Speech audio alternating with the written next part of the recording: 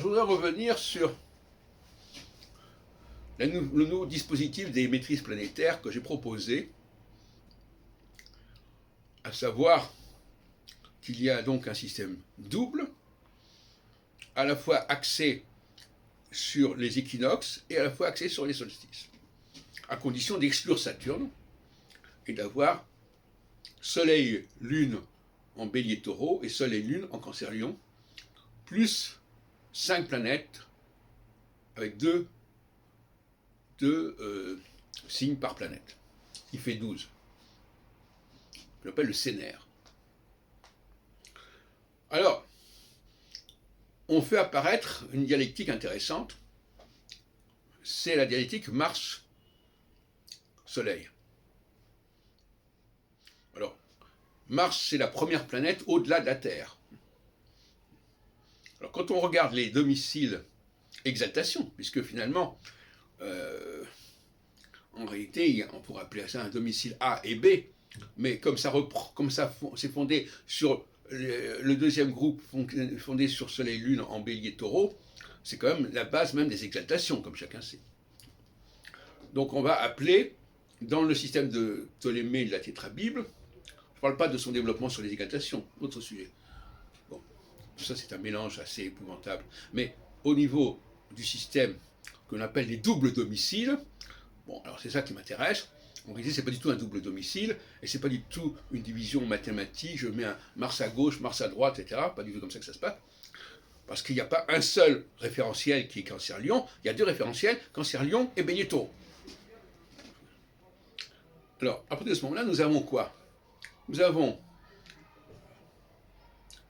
le Soleil en Taureau et en Lion, pour des raisons que j'ai expliquées par ailleurs, qui sont liées à la pression des équinoxes, c'est-à-dire le Soleil en Taureau est passé en Bélier, etc. Et puis en face, nous avons Mars, qui est en Lion et en Verseau. Et si vous connaissez un peu la tradition, nous avons là les 4 animaux du tétramorphe. L'aigle, le lion, le taureau et l'homme. Voilà donc le système tel qu'il est. Mars domine les deux animaux, les deux chayotes, comme on dit chez Ézéchiel, les deux animaux autres que le taureau et le lion, qui sont le scorpion, c'est-à-dire l'aigle, et le verseau, c'est-à-dire l'homme. C'est ça le système tel qu'il est actuellement établi par mes soins. Et je précise aussi, à toutes fins utiles, que je ne dis plus du tout aujourd'hui que ce système sert à l'astrologie. Là, on est dans un travail purement historique. Parce que je ne suis pas du tout en train de... Non seulement je suis contre les planètes transsaturniennes, et même transjupitériennes, mais même au sein du scénaire, je n'ai jamais dit, enfin en tout cas je n'ai jamais dit, si je l'ai peut-être dit, mais je ne dis plus aujourd'hui qu'il faut se gérer de toutes ces planètes. Je dis au contraire qu'il n'y a que Jupiter, qui est la dernière planète la plus éloignée du Soleil par rapport à ce système de 6, qu'il faut utiliser, et pas les autres. Bon.